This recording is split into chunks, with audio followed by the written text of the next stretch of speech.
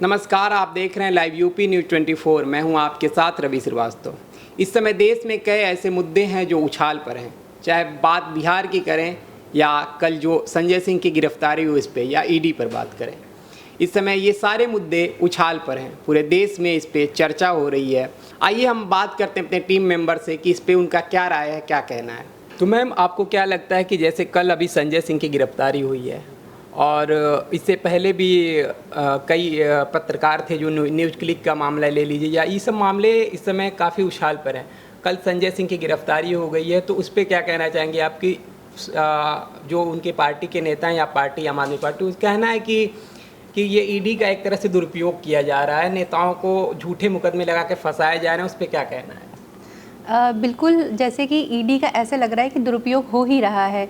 अगर कोई भी नेता आपसे सवाल पूछता है, एक पार्टी है उसमें जो बड़े चेहरे हैं, जैसे कि संजय सिंह को अभी उत्तर प्रदेश और मध्य प्रदेश की जिम्मेदारी दी गई थी, चुनाव एकदम सर पे हैं। ऐसे में अगर आप इस तरीके की अगर ईडी जा करके उनके घर पे छापेमारी कर रही है और अभी तक कोई भी एफआईआर रिपोर्ट बताया जा रहा है कि उनको दिखाई नहीं गई है कि क्या उसमें आया है सामने, और उसके बाद उनको सीधे हिरासत में ले लिया गया, उनसे पूछताछ की गई 10 घंटे की और उसके बाद उनको गिरफ्तार कर लिया गया। तो इस तरीके से ऐसा लग रहा है कि जैसे बीजेपी ये चाह रही है कि उनके सामने कोई खड़ा ही ना हो, ऐसा सामने आता हुआ दिखाई दे रहा है। मैं एक क्वेश्चन और करना चाहूँगा। अभी हाल ही फिलहाल में 2-3 रोज पहले न्यूज़ क्लिक का एक मामला था। न्यूज़ क्लिक पे भी कई सारे मुकदमे ईडी छापा मारा, तो क्या पत्रकारों को भी सच दिखाने से रोका जा रहा है क्या? इस पर क्या कहना है? क्योंकि आप खुद एक प्रेस या जुड़ी हुई हैं, मीडिया संस्थान से जुड़ी हैं, तो इस पर क्या कहना है आपका? हाँ, बिल्कुल ऐसा लगता है कि क्योंकि 2024 के चुनाव आ रहे हैं, तो शायद बीजेपी कहीं ना कहीं ये चाह रही है कि उनसे कोई भी सवाल ना पूछे जाएं, मीडिया को किसी ना किसी तरीके से चुप कराया जाए, या इससे हम ये कहेंगे कि डराया जाए। क्योंकि बहुत से ऐसे संस्थान हैं जो बोलते हैं, जो अब सोचेंगे कि कहीं ऐसा ना हो कि हम बीजेपी के या मोदी के खिलाफ या किसी तरीके के सवाल पूछें और हमारे ऊपर ही ईडी का छापा पड़ जाए, जिसमें कोई पूरी तरीके से ना कोई तथ्य बताए जा रहे हैं कि क्या हो रहा है। सीधे आतंकवादी बताया जा रहा है, सीधे आपको बता दिया जा रहा है कि आप देश विरोधी गतिविधियां कर रहे हैं। तो इस तरीके से कहीं ना कहीं ऐसा लगता है कि मीडिया को चुप कराया जा रहा है या मीडिया को डराया जा रहा है, और ईडी को, सीबीआई को एक हथियार की तरह इस्तेमाल किया जा रहा है। क्योंकि बहुत देश में तो बहुत पहले से मीडिया सवाल पूछती आई, इससे पहले भी सरकारें रही हैं, सवाल पूछती आई गई है। तो जब सरकार जो सत्ता में है, सवाल तो उसी से किए जाएंगे। और जब 2024 के चुनाव आ रहे हैं, तो आपसे ये पूछा ही जाएगा कि आपने क्या काम किया है, या आपका आगे क्या, जो आपने विकास का एक रास्ता दिखाया था उसमें कितना आप कहाँ तक पहुँचे हैं, तो ये तो पूछा ही जाएगा आपसे।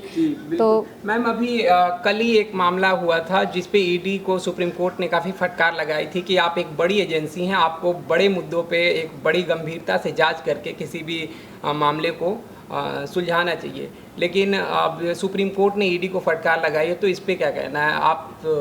बिल्कुल, ये भी एक तरीके से कह सकते हैं कि एक शर्म की बात है कि एक पूरी संस्था को सुप्रीम कोर्ट बता रहा है काम करने का तरीका।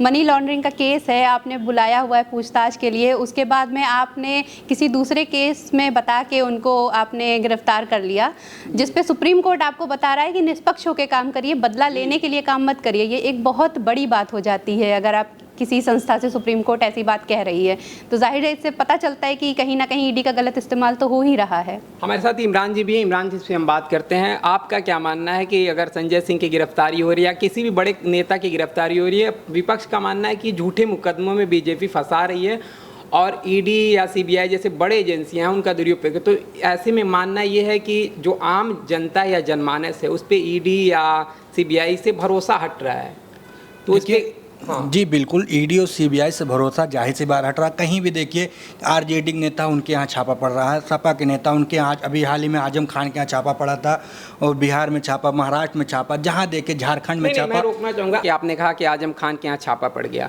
तो सरकार का ये मानना है कि जो वहाँ का जौहर यूनिवर्सिटी रामपुर में बनवाई गई थी, उसमें किसानों की जो ज़मीन ली गई थी उस पर उनको पूरा मुआवजा नहीं दिया गया था, कुछ किसानों से ज़बरदस्ती ज़मीन ले ली गई थी।